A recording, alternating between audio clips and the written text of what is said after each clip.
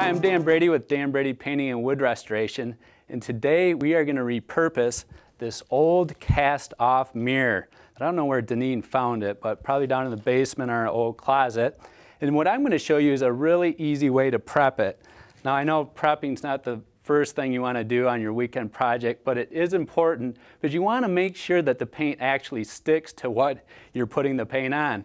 So a really cool product is this liquid D-Gloucester that you just pour on a rag, and it's like liquid sandpaper, and all you do is wipe it.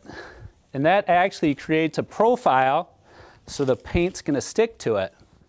Kick up no dust, so you don't have to worry about if there's lead paint on there. You don't have to worry about that. It's a clean process. Then another one of my favorite tools, the little hot dog roller, the mini roller. You can easily put the paint on fast. So you're just going to go ahead and roll on a good adhesion primer.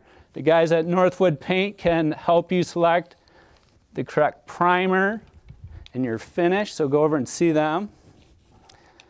So that's the primer. And then Deneen's going to come up with a creative idea for the project as far as some cool stripes. I masked off the inside of the mirror with, of course, frog tape. I'm Dan Brady. Now it's time for Deneen to get creative. Hi, I'm Deneen Dingaman with Charitable Resale, and as Dan showed you, we found an old mirror that everybody probably has one laying around, and Dan primed it, got it ready for painting, and I just went around the house and I found this old Afghan that I got my inspiration from. Everybody's grandma made these. It has like the chevron design on it that is really popular right now.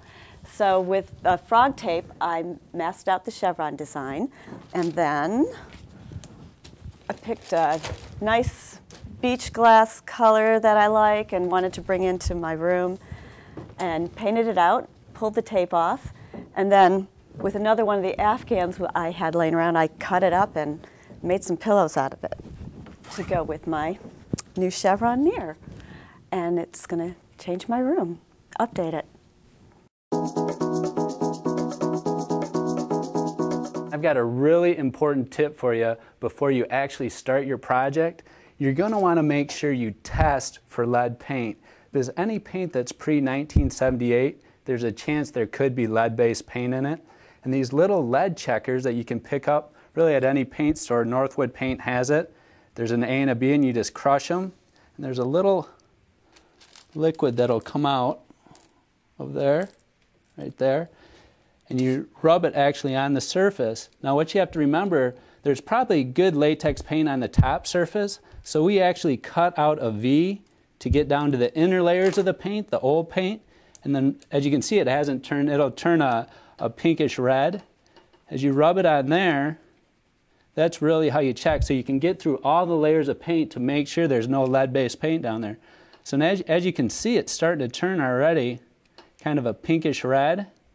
And that means there is lead-based paint.